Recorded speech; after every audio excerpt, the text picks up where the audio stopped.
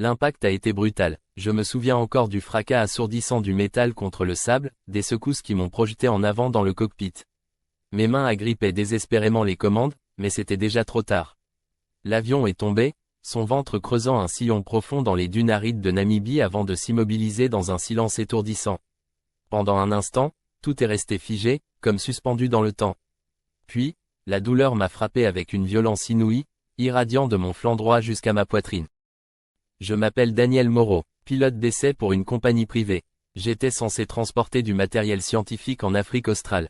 Mais en quelques secondes, tout a changé. Le désert m'entourait désormais de son étendue infinie et silencieuse.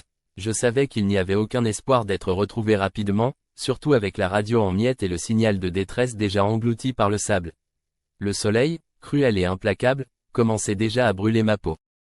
Je me suis extirpé de l'avion en boitant, chaque mouvement me tirant une grimace de douleur.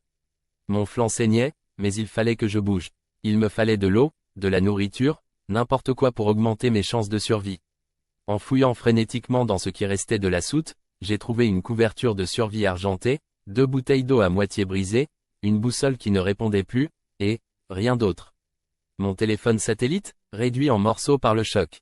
J'ai pressé un morceau de tissu contre ma plaie pour arrêter le saignement, mais j'étais déjà en train de perdre pied. Le désert est impitoyable, me suis-je rappelé, et il n'attendrait pas que je reprenne mes esprits. Je savais qu'il fallait quitter cet endroit. Les restes de l'avion, désormais inutiles, se transformeraient bientôt en une fournaise étouffante sous la chaleur. J'ai jeté un dernier coup d'œil à l'épave avant de prendre une décision fatidique. Je devais marcher. Le sable s'étendait devant moi, ondulant sous les rayons du soleil tel un océan de lave. Chaque pas était une épreuve. Mes bottes s'enfonçaient profondément, me forçant à soulever mes jambes avec difficulté.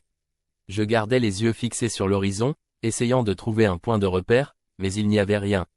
Juste ce vide désespérément plat et infini. Mes pensées s'entremêlaient dans un flot confus. Je devais continuer, je devais trouver de l'aide. Mais où? J'ai décidé de me diriger vers l'ouest, en espérant atteindre une quelconque trace de civilisation. Peut-être un camp de mineurs ou une expédition scientifique. Chaque gorgée d'eau était soigneusement calculée.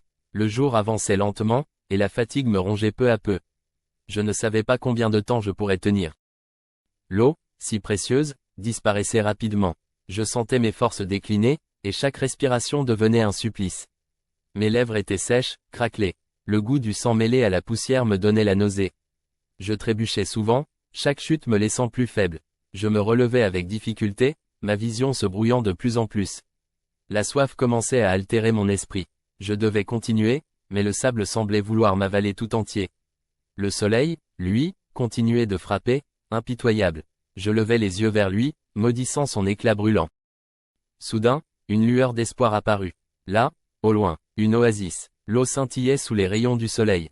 Mon cœur se mit à battre plus vite.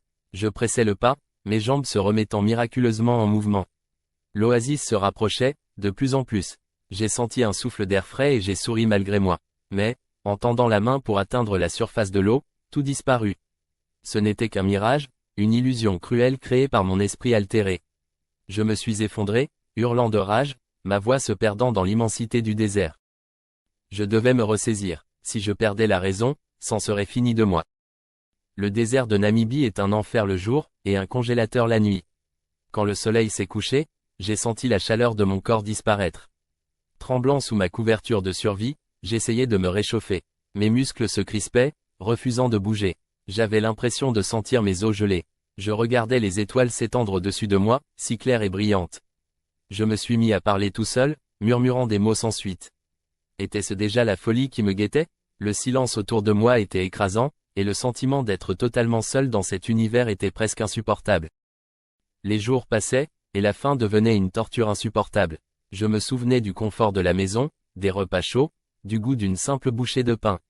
J'aurais tout donné pour une miette, un petit morceau de nourriture. Je fouillais le sable, cherchant des insectes, des larves. J'en trouvais une, petite et repoussante. J'hésitais une seconde avant de l'avaler. Le goût amer me fit presque vomir, mais je me forçais à avaler. Tout, n'importe quoi pour tenir encore un peu.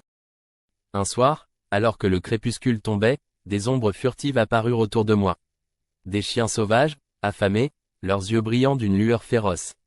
Ils me cernaient, grognant. J'ai ramassé une pierre, essayant de les tenir à distance.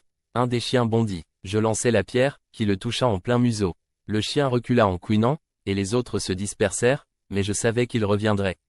Ces bêtes sentaient ma faiblesse, le sang, la mort qui rôdait déjà autour de moi. Je ne pouvais même pas dormir. Je restais éveillé, la pierre serrée contre moi. Un matin, mes pieds heurtèrent un objet enfoui dans le sable. En creusant, je découvris un vieux puits. Un puits, peut être encore de l'eau à l'intérieur. J'ôtais le couvercle en pierre, et je regardais au fond. Rien. Le puits était sec. Une tristesse infinie m'envahit. Je m'assis au bord du puits, épuisé, laissant ma tête reposer contre la pierre froide. Même mes larmes semblaient m'abandonner. Je ne sais plus combien de temps j'ai marché. Mon esprit errait, mes pensées flottaient. Puis, une silhouette apparut à l'horizon. Un homme, vêtu d'un turban. Était-ce un autre mirage? Non. Il s'approcha, me tendit une gourde d'eau. Je la saisis, buvant de grandes gorgées. L'eau, fraîche, apaisante. Je le regardais, mais il ne parlait pas. Il m'indiqua une direction, puis repartit. Cette rencontre me redonna un espoir que je croyais perdu. Je continuai dans la direction indiquée, me battant encore et encore. Finalement, ce combat désespéré contre le désert se termina par un miracle. Des secouristes me retrouvèrent, inconscient mais vivant.